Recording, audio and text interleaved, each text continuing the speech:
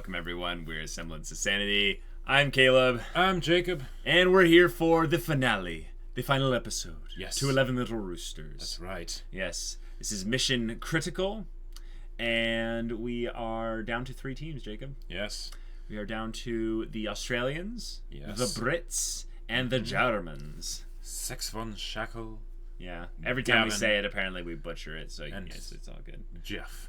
Well, Jeff and Griffin. Yeah. Yeah. And Gavin has Michael, you know. Yeah, I suppose. Yeah. All right, so you have gone through and through each theory. You have more a specific way of how you want things to end up. You want Jeff and Griffin to make it out of this alive. I want Jeff and Griffin to make it out of this alive. I want Gavin to be the killer. Right. And I want him to kill Sex von Shackle because I think their death will be just so dramatic and so hilarious. Right? And then that way the Aussies will have actually proven that camping is a legitimate strategy. Yeah, exactly. And then, because that would be too perfect. And I want an evil Gavin monologue. I think that'd be amazing. An evil Gavin monologue. Yeah. Yeah, that would be pretty good.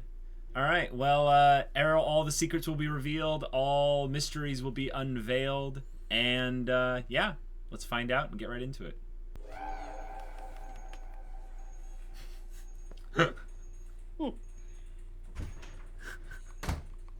Hey, honey. Did you kill the Germans? No, Chris nerded out and ruined it. Sounds about right. What's that sound? Oh, it's the smoke detector under the couch.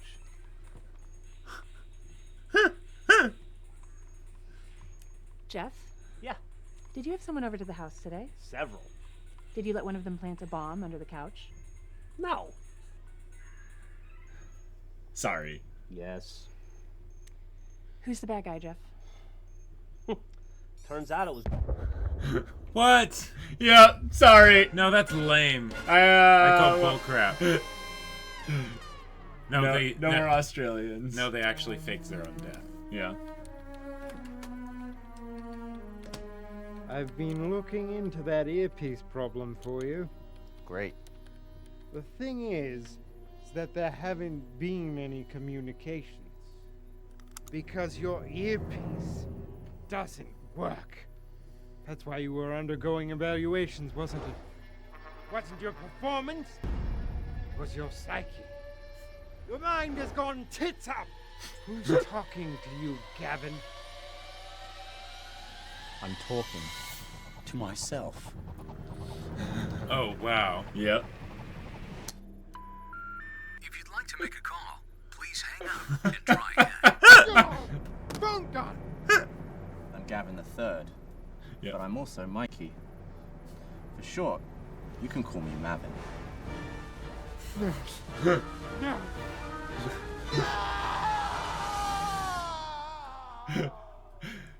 So you're wrong on the Australians, but you're right about the Brits. Are you okay?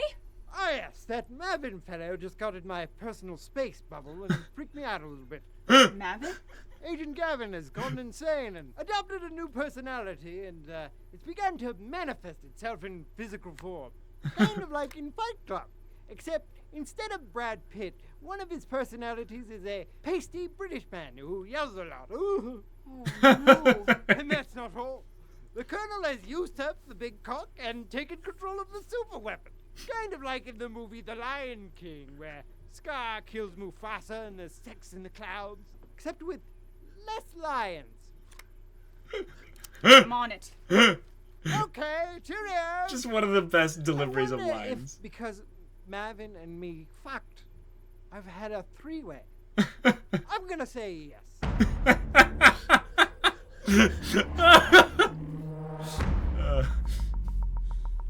Time to zap those troublesome Germans. Always the Germans.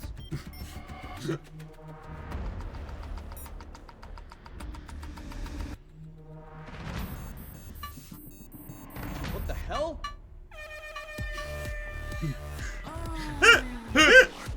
How'd you knobheads know it was me? You've literally murdered every other agent. That's a good point. Plus, we had a little bit of help. Who are you? Only the world's leading expert on saboteur assholes.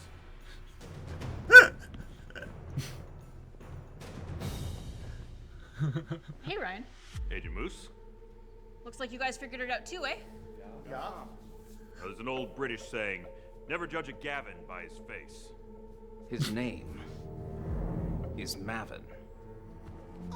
It's always been Mavin, even if you were too blind to see it. I realized it the first time we banged. It was like having two lovers for the price of one. And as we lay there, cuddling, I realized the only way to take down this organization was from the inside. And so I chose someone smart, sexy, tender, and just a little insane. Get it? Tender. I already Tinder. share a brain with 2 people. What's the problem with sharing power with 1 more? Ooh. So I set the stage. Sending Jack the Red on a bullshit errand. Man, I hated that guy. Brainwashing the German to create the orders. From there, it was baby steps. A little push here. Don't forget the mermaid photo booth I made for you. Every single person he had sex with basically died. Yeah. The very next episode. Sometimes with a little pre-planning. And sometimes by doing absolutely nothing at all. Or no one. Or at least way less than you should really have to do. And so here we are, with a satellite about to roast the lot of you. And me and the Colonel about to make a grand escape. Well, good thing it's 6 on 2. That's 6 on 3, you wank stains.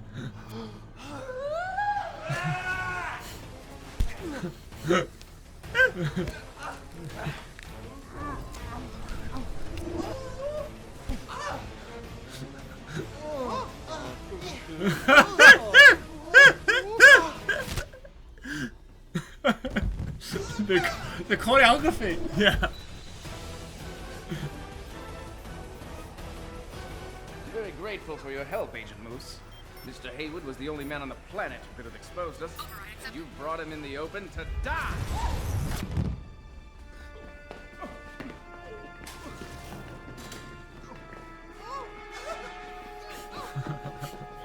Now we'll see who's king of the cockhouse. Wow.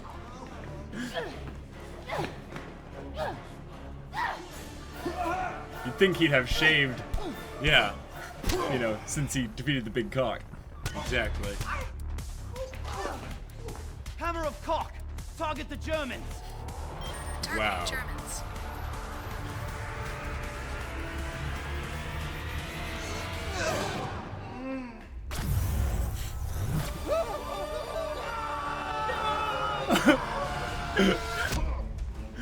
Time to finish you with the cock-face combo. Oh my god.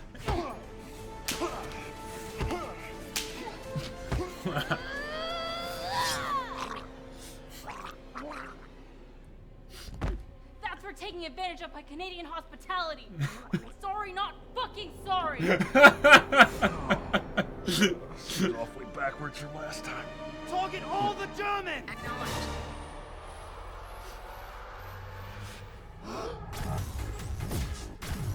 Oh my god.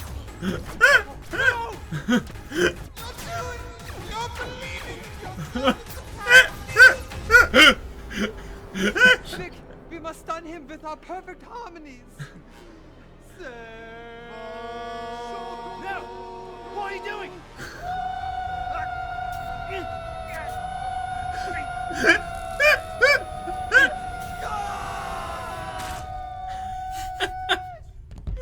Yep. Yep.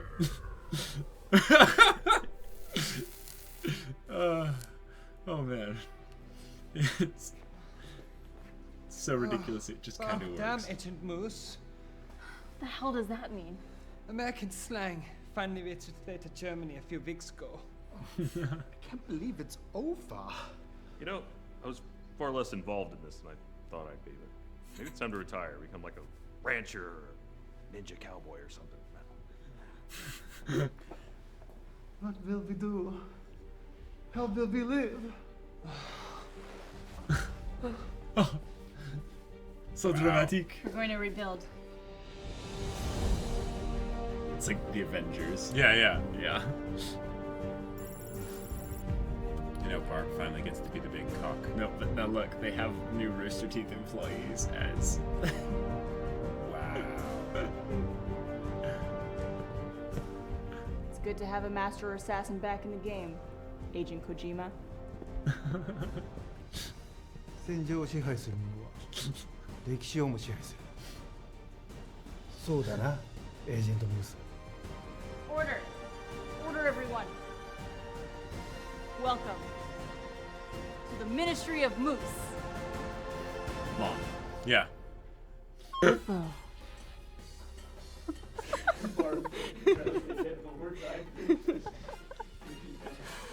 dumb.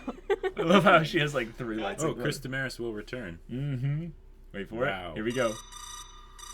End credit scene. This is Kojima.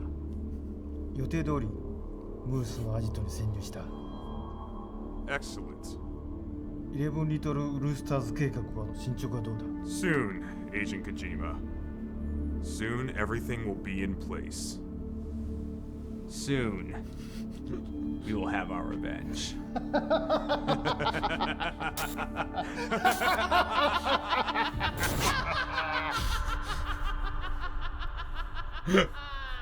All right, you finished it. Yes.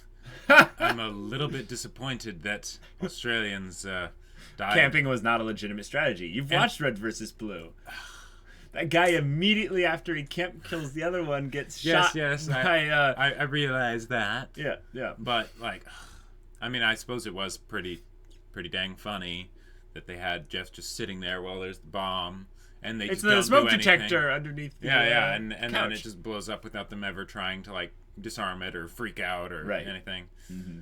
But I don't know. It would have just been so fantastic. So the hints in this one end. were hard to catch because most of them were hidden within a layer of Ryan Haywood kind of clues of directions of things to point in. Right.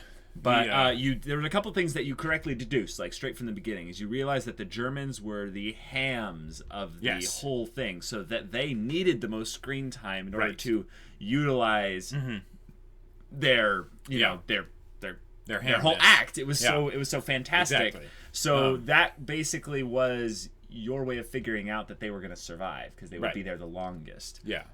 However, you never suspected Gavin, and why was that?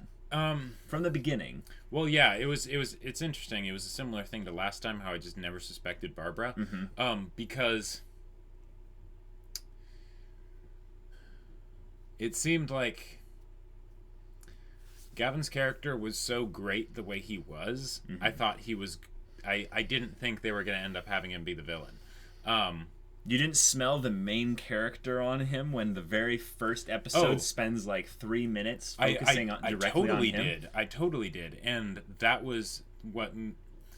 And when I now thinking back on it, I did detect that he had a main character thing going on, but the fact that then he didn't have anything where he was like in danger or anything like that should have been a hint right from the get-go. Sure, but also then over the course of the few episodes from the beginning, before you even began to think about him as the killer, he had in his bed every single person that died the next episode. Yeah.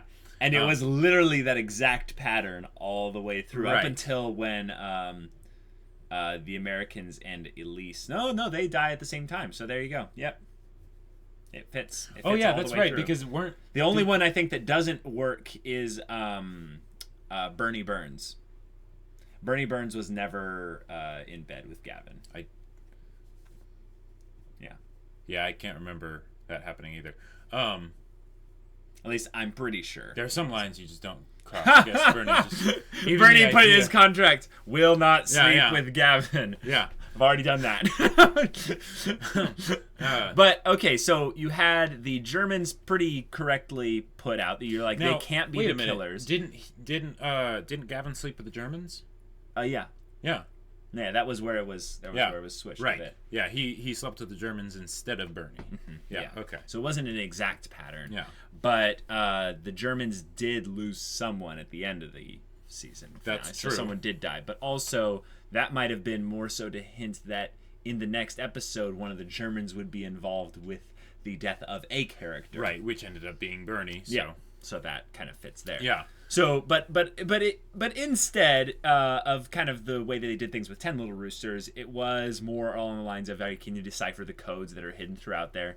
There's a cool series on YouTube right now that shows you how to solve every single, clue. So if you ever want to go back and watch that on your own time, you can go and check that out and see wow, they really did a lot of work to put these clues hidden in there. Some of them are so well hidden that they're in other Rooster Teeth shows. Really? In fact, in Ruby Volume 4, this one I know you'll appreciate. In Ruby Volume 4, there's a part where Yang is watching the TV. Yep. Yes. Yep. Uh-huh. Mm-hmm.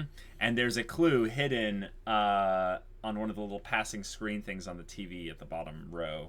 And it doesn't make sense. People are like, what is that? And that was months before, 11 Little Roosters started, and they had it seeded in all the way throughout there. There were a bunch of other ones that were put in through little annotations and stuff in other YouTube videos, but then there are other ones that are just put in other Rooster Teeth shows, and they're pretty impressive. So this is probably one of the most technically difficult shows that Rooster Teeth has ever done. That actually is available for people that aren't first members.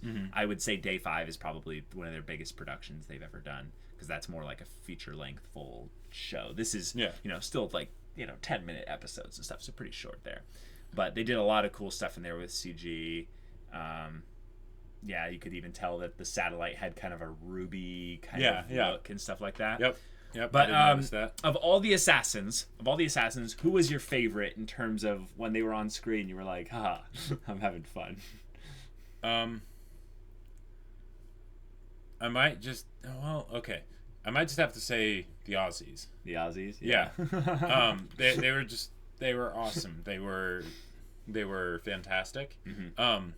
What about Chris Damaris as Christoph Weiss? So here's the thing, Chris Damaris. When he had his reveal episode, that was fantastic. Yeah. But for the whole rest of it, you didn't really care. I didn't care. Yeah, exactly. So that was my thing as well. Was Christoph Weiss was my favorite. He had my favorite episode was when he did his little reveal. And it was, go back to the shadow, flame of the moon. It was absolutely fantastic. It was fantastic. Yeah.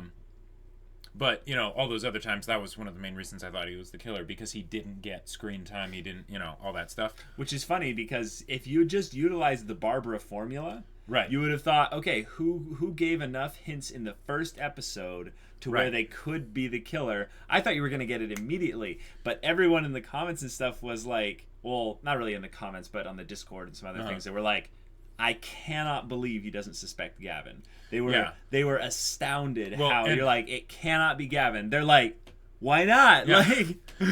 Like, and the thing is, even at the beginning, I was like, no, it's not Gavin. And I'm like, now there was a part in the back of my head that was like, now you were saying that about Barbara, in 10 Little Roosters, and she ended up being the killer. Yep. But I was just like, no, they're he's too much of a gag. They're not gonna, But he wasn't a gag as much in this. I mean, he had all the dick jokes and some kind of goofy, kind of insulting British kind of humor, stuff like that.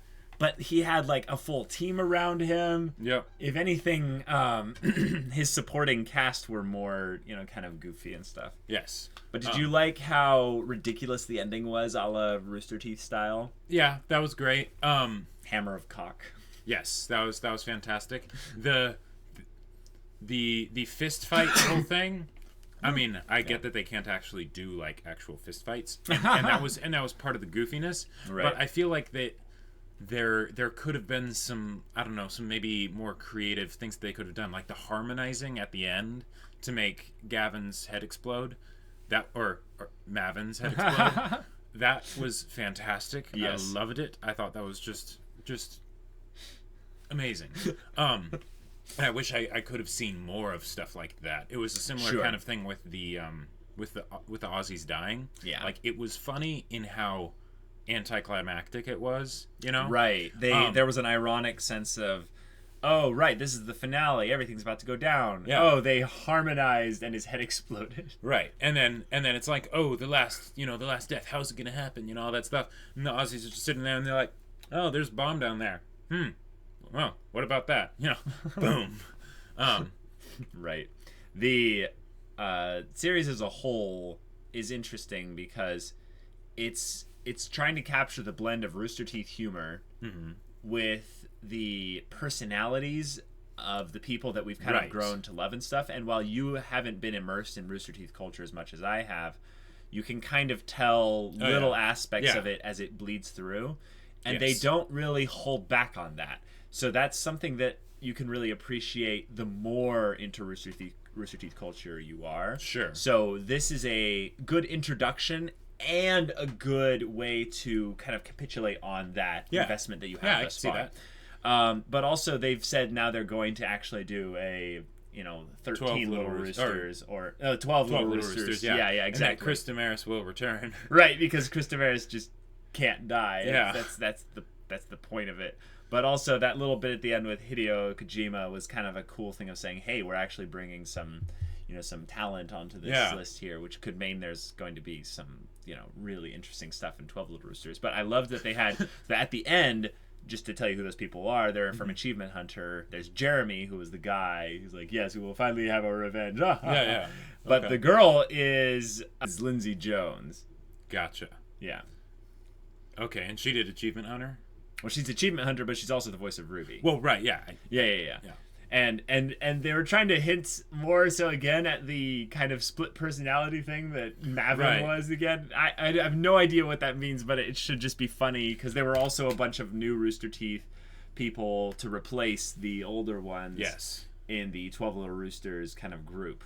Yeah. So there was like John Reisinger in there, there's Mika Burton, a couple others as well, but it was kind of fun to see like all of them in their ridiculous costumes and stuff. Now, here's one thing that actually does make me a little bit interested for this next one. They showed the nefarious ne'er-do-wells right off at the get-go, which means a different format of story potentially. Different format of story, which interests me a lot more because the whole like whodunit thing. It's interesting, but it's not exactly my favorite. Like, right. I like to have it be more on like how they're going to do it. Like I would love to see something where you get the perspective from both sides the whole way through, and then it's sort of like this cat and mouse game. That I think would be awesome. And they could be abandoning the whole interactivity portion because it's not as successful as they thought it would be. So they're just going to make a fun, wacky spy story, and that would be awesome. I think that would be good too. So this has been fun, guys. 11 Little Roosters is over. We're going to be starting a different series next week. We're not telling you what that is. Stay tuned for that in our Monday announcement video. Yes. And we'll be seeing you then, I guess. Yeah. All right. Until next time, guys, we're Semblance of Sanity. I'm Caleb. I'm Jacob. And we'll see you all next time.